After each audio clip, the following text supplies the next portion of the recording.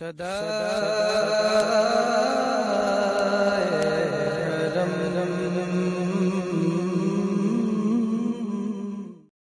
محترم خواتین و حضرات، السلام علیکم ورحمۃ اللہ وبرکاتہ۔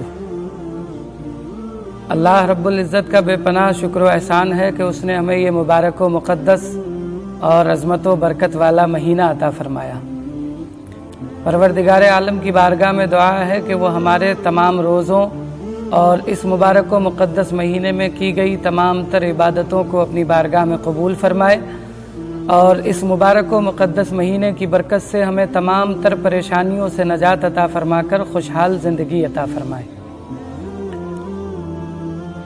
ناظرین، ابھی 3 روز پہلے میں نے ایک ویڈیو اپلوڈ کی تھی اور اس میں یہ بتلایا تھا کہ اگر کوئی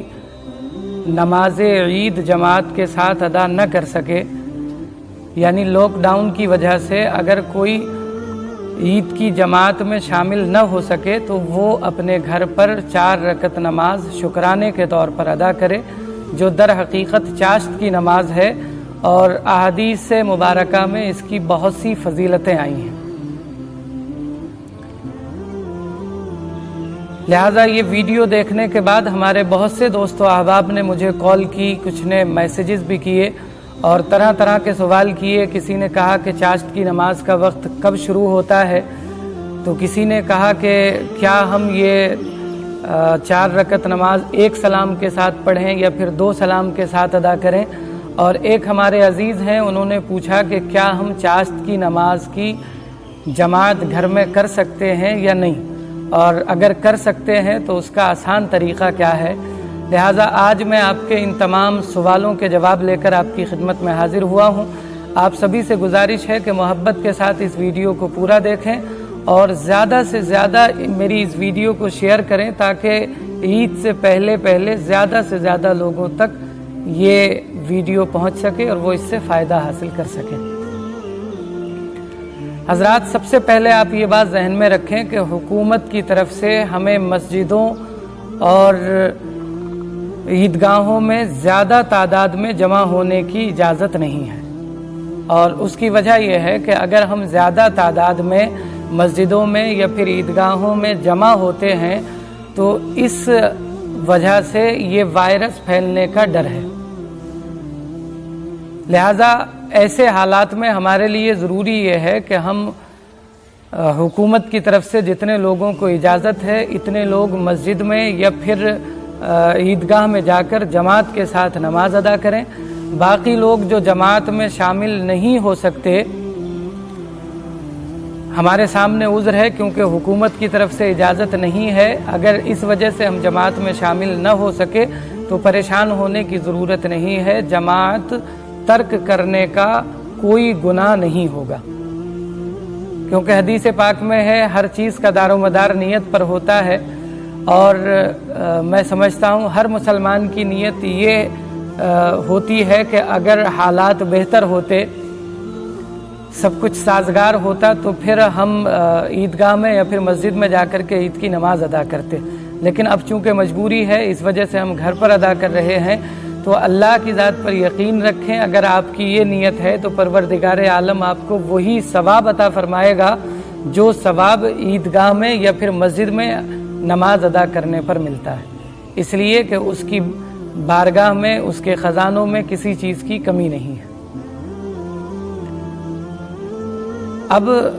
رہا سوال یہ کہ چاشت نماز کا وقت کب شروع ہوتا ہے، تو یہ بات ذہن میں رکھیں کہ سورج نکلنے کے 20 منٹ بعد سے زوال کے ٹائم تک چاشت کا وقت رہتا ہے، لیکن آپ کے لیے ضروری یہ ہے کہ جب آپ کے محلے میں یا پھر آپ کے محلے کی عیدگاہ میں عید کی نماز جماعت سے ہو جائے، اس کے بعد آپ اپنے گھر پر یہ 4 رکعت نماز ادا کریں، اور یہ بات بھی ذہن میں رکھیں کہ ہمیں یہ 4 رکعت ایک سلام کے ساتھ پڑھنا ہے، 2 سلام کے ساتھ نہیں، بلکہ ایک سلام کے ساتھ ہمیں یہ 4 رکعت نماز ادا کرنا ہے۔ اب مسئلہ یہ کہ کیا ہم چاشت کی نماز جماعت کے ساتھ اپنے گھر میں ادا کر سکتے ہیں یا نہیں کر سکتے، اور اگر ادا کر سکتے ہیں تو اس کا آسان اور صحیح طریقہ کیا ہے۔ تو اگر آپ کے گھر میں کوئی हाफिज हैं या फिर इस लायक हैं जो जमात के साथ नमाज अदा कर सकते हैं, तो बिल्कुल आप जमात के साथ ये नमाज अदा कर सकते हैं। लेकिन आपको चंद चीज़ों का ख्याल रखना होगा। सबसे पहले ये कि ज़्यादा लोग जमा न हों, क्योंकि हुकूमत ने इसी वजह से इजाज़त नहीं दी है मस्जिदों में या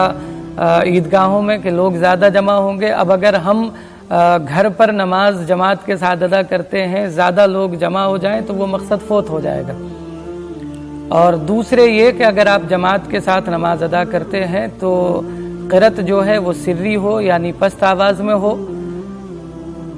और आपको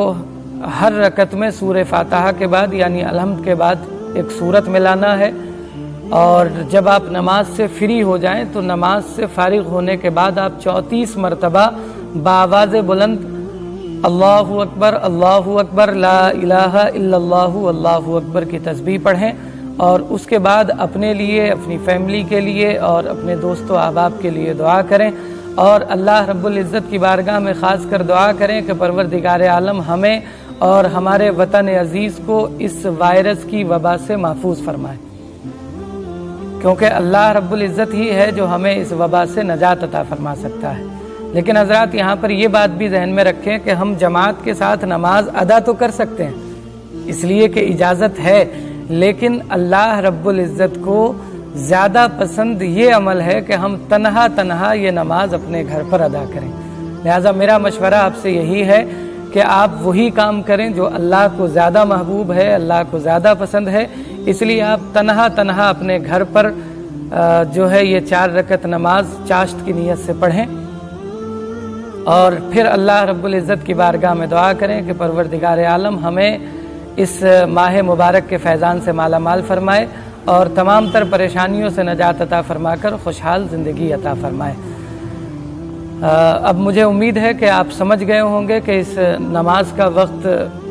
कब शुरू होता है, कब हमें ये नमाज अदा करना है और किस तरह से अदा करना है। फिर भी अगर किसी साहब की समझ में ना आया हो तो वो मुझे कॉल करें, इंशाअल्लाह मैं उनको समझाने की कोशिश करूँगा। मैं आप सभी हज़रात को तहे दिल से ईद की मुबारकबाद पेश करता हूँ और अल्लाह रब्बुल इज़्ज़त की बारगाह में दुआ करता हूँ कि अल्लाह रब्बुल इज़्ज़त बार बार हमें ये मुबारक व मुक़द्दस महीना देखना नसीब फरमाए और इस मुबारक व मुक़द्दस महीने की बरकत से हम सबको खुशहाल ज़िंदगी अता फरमाए। अगर आपने अभी तक मेरे चैनल को सब्सक्राइब नहीं किया है तो बराए करम आप मेरे इस चैनल को सब्सक्राइब करें, और इंशाअल्लाह ज़िंदगी बखैर रही तो आप तमामी हज़रात से एक नई वीडियो के साथ मुलाकात होगी। अस्सलामु अलैकुम व रहमतुल्लाह।